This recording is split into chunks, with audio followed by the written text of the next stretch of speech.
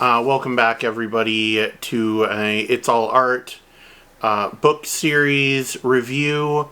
I am going over kind of stories behind the photos from the first volume of the It's All Art Zine, and telling a few stories behind it and the creative process.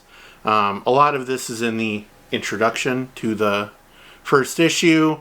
But I was working on this end of 2019. I finished the first volume, the square-bound version of the It's All Art book.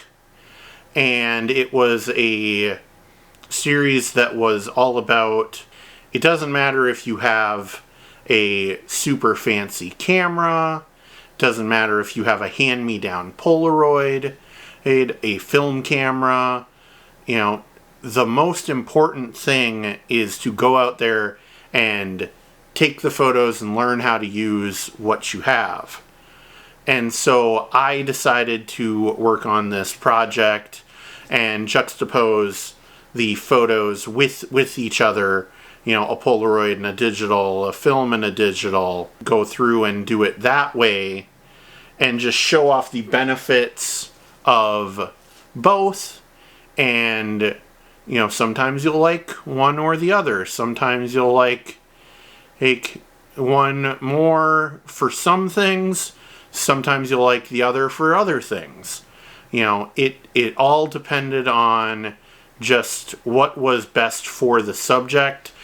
One of the first spreads was my friend Shay. She is a dancer and performer. We wanted to kind of play around with that. So she used her, it's in the ballet shoes.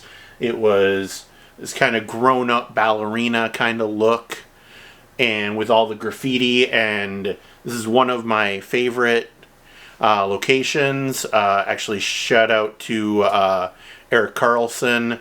That bridge in the photo we used at the end of... It was like a 48-hour style film challenge, and I saw this bridge and this graffiti wall in downtown Minneapolis, and I've been going back there in the 10 years since. And actually, the next photo with Searhouse is actually in that same area, just literally as if where Shay was facing, she would be looking right at this doorway. And then a lot of these other ones, I went out to the Minnesota Renaissance Festival.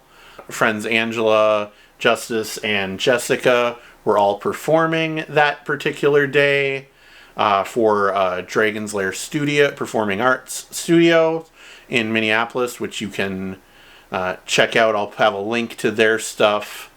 But that got some fun variety. A quick little candid Polaroid with Jessica, but then, literally this photo of Angela is still one of my rotating photos on my desktop. I have about 30 to 40 images that I constantly rotate through, and that's one of them, because I've always loved that shot. And then my friend Carolyn, who is a singer and performer and actress, we did some kind of quick little fun modeling photos at a place called Wood Lake Nature Center, which is currently under construction, and I did not know about that until earlier this week when I went to get some B-roll, and it's like, oh, that is a giant crane, and not the bird, the mechanical thing. Vehicle. That's what I was looking for. Vehicle. And then, of course, one of my frequent collaborators, Emma Vex, who is probably the model I've worked with for the longest period of time. We've done a variety of different looks. This was more of a dark gothic. And then, so the process behind it, I knew I wanted the facing pages, because that's how the original book looked, was with the facing pages of each format. So I was keeping that. I brought everything into the InDesign, but I wanted it to be a more vertical zine this time around instead of the square booklet. So I got everything in on the program InDesign, which is one of the Adobe Creative Cloud programs. I figure if I'm paying as much as their subscriptions are, I might as well get as much use out of it as possible. So I did this all in InDesign, and then I brought everything in Photoshop to get the covers laid out, and then I printed it on my Canon Pixma 200 printer. Glossy, double-sided, thin paper, photo paper for the interiors, and then a thicker Lustra cover.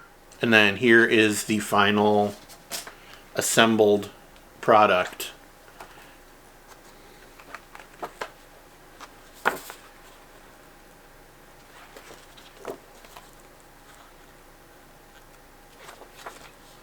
Like I said, I'm really happy how it turned out.